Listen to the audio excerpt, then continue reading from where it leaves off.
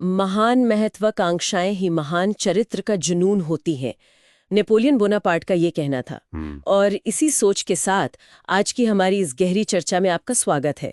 आज हम बात कर रहे हैं हिंद महासागर क्षेत्र यानी आईओआर में तुर्की की बढ़ती महत्वाकांक्षाओं पर। जी हाँ, ये एक ऐसा विषय है जो आजकल काफी चर्चा में है। हमारे पास जो स्रोत हैं वो इस काफी जटिल मुद्दे की परतें खोलते हैं और जो लोग यूपीएससी की तैयारी कर रहे हैं उनके लिए तो ये इंटरनेशनल रिलेशंस और जियोपॉलिटिक्स के लिहाज से बहुत जरूरी टॉपिक हो सकता है। बिल्कुल। तो आज हमारा मिशन क्या है? ये समझना कि क्या तुर्की का जो ये दखल है हिंद महासागर में ये सिर्फ पाकिस्तान से दोस्ती या कोई धार्मिक एकता की बात है या फिर इसके पीछे कोई और गहरे रणनीतिक लक्ष्य हैं, खासकर जो मालदीव में अभी हाल में हुआ और भारत ने जैसे रिएक्ट किया उसके संदर्भ में। सही। तो चलिए खोलते हैं इस पहेली को जरा। अक्सर ये माना जाता है और हमारे स्रोत भी थोड़ा इशारा करते हैं इस तरफ कि भाई तुर्की जो पाकिस्तान का साथ देता है वो बस धार्मिक भाईचारा है। हाँ, या फिर वो पुरानी ऑटोमन खिलाफत वाली बात है। हाँ, वही। लेकिन देखिए, ये पूरी कहानी नहीं है। ये तस्वीर का सिर्फ एक हिस्सा है। अच्छा। तुर्की और पाकिस्तान की दोस्ती, हाँ, वो 4 दशक से ज्यादा पुरानी है, इसमें कोई शक नहीं। पर उसी समय में अंकारा और नई दिल्ली के बीच भी दोस्ती रही है, व्यापारिक रिश्ते रहे हैं। ये भी सही है। तो असल में जो कश्मीर पर तुर्की इतना बोलता है वो शायद उसकी हिंद महासागर में घुसने की जो 2 दशक पुरानी योजना है उसका हिस्सा ज्यादा लगता है। 2 दशक पुरानी ये कोई नई बात नहीं है। जी नहीं। और मजे की बात यह है कि ये महत्वाकांक्षा शायद इस इलाके में चीन की जो दिलचस्पी बढ़ी है उससे भी पुरानी हो सकती है। प्लेयर्स को देखें, जैसे अमेरिका का डियोगो गार्सिया में बेस है, फ्रांस का रियूनियन द्वीप है, चीन ने हम्बनटोटा पोर्ट लीज पर लिया हुआ है श्रीलंका में। हाँ। इन सब के पास तो वहां रहने का कोई ना कोई आधार है, कोई ठिकाना है। लेकिन तुर्की, उसके पास तो ऐसा कुछ नहीं है। बिल्कुल।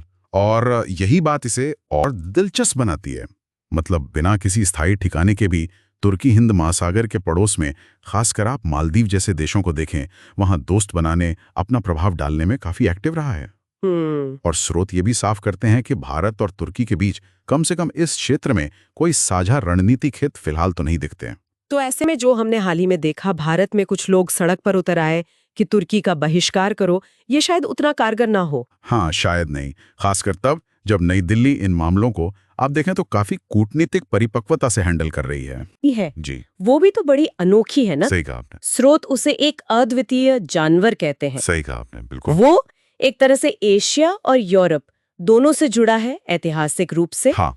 ओआईसी का सदस्य है, यानी इस्लामिक देशों के संगठन का, लेकिन साथ ही देखिए मुस्लिम बहुल आबादी होने के बावजूद वो नाटो का सदस्य है, अमेरिका वाले ग्रुप का। अच्छा। और पहले शीत युद्ध के टाइम में पाकिस्तान के साथ सेंटो में भी था। और हाँ, वो नाम भी तो बदला है हाल में, तुर्किया। जी बिल्कुल। तो ये सब चीजें उसकी विदेश नीति में कैसे दिखती हैं? क्या लक्ष्य हैं उसके? देखिए, इसे हमें तुर्की के जो लंबे समय के लक्ष्य हैं उनके साथ जुड़कर देखना होगा। पहले उनका विजन 2023 था, अब वो तुर्किया 2053 प्रोजेक्ट की बात कर रहे हैं। 2005 से उनकी एक 3 विजन वाली विदेश नीति चल रही है, जिसमें यूरोप, पश्चिम एशिया और अफ्रीका पर फोकस है। मकसद है अपना पुराना रुतबा, प्रभाव दोबारा हासिल करना। अच्छा। और इसमें तकनीक पर, खासकर मिलिट्री टेक पर, जैसे ड्रोन, बहुत जोर है, जिसका असर हमने यूक्रेन युद्ध में भी देखा। हाँ, वो ड्रोन्स तो काफी चर्चा में थे। बिल्कुल। तो हिंद महासागर में इसके कुछ ठोस उदाहरण हैं क्या? ये महत्वाकांक्षा सिर्फ बातों में है या जमीन पर भी कुछ दिख रहा है? नहीं, जमीन पर दिख रहा है। स्रोत कई उदाहरण देते हैं, जैसे मालदीव को ड्रोन बेचना। हाँ, सुना था। कथित तौर पर भारत ने जो विमान दिए थे उनको बदलने के लिए। वही। फिर एक पुराना लेकिन मिसाइल वाला नौसैनिक जहाज तोहफे में देना। अच्छा। पिछले साल तुर्की का एक नौसैनिक जहाज मालदीव के दौरे पर भी गया था और मालदीव को जरूरी चीजों की सप्लाई का वादा भी किया था, ताकि वो भारत पर कम निर्भर रहें। हालांकि वो वादा पूरा नहीं हो पाया, ये भी बात है। तो ये सब देखकर तो ऐसा लगता है कि ये सिर्फ दोस्ती निभाने वाली बात नहीं है, ये एक सोची समझी रणनीति का हिस्सा है। बिल्कुल। इन सारे कदमों को हमें एक बड़ी तस्वीर में देखना चाहिए।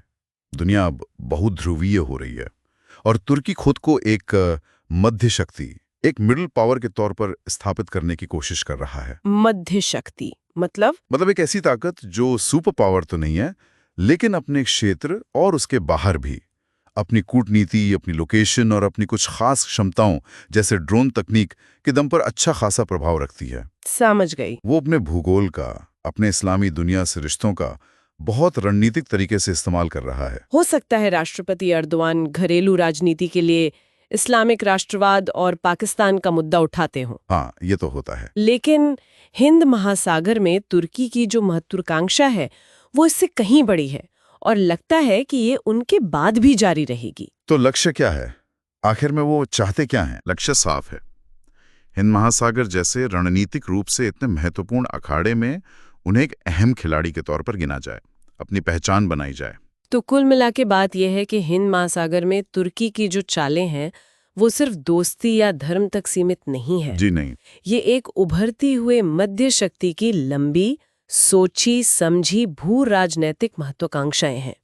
वो इस बदलती दुनिया में अपना एक मुकाम बनाना चाहता है। बिल्कुल सही। और हमारे सुनने वालों के लिए, खासकर जो यूपीएससी की तैयारी कर रहे हैं, उनके लिए जाते जाते एक सवाल छोड़ जाते हैं सोचने के लिए। हाँ जरूर। कि हिंद महासागर में तुर्की जैसी ये जो मध्य शक्तियां उभर रही हैं, इनका भारत की अपनी क्षेत्रीय रणनीति पर और हमारी जो गुटनिरपेक्षता की एक ऐतिहासिक विरासत रही है, उस पर क्या असर पड़ सकता है? ये वाकई एक अहम सवाल है सोचने के लिए। तो अगर आपको ये विश्लेषण, ये चर्चा उपयोगी लगी तो इसे लाइक जरूर करें, सब्सक्राइब करें और आपकी जो भी प्रतिक्रिया हो या कोई सवाल हो तो नीचे टिप्पणी में जरूर लिखें। इससे हमें आगे भी ऐसी जानकारी भरी चर्चाएं लाने में मदद मिलेगी।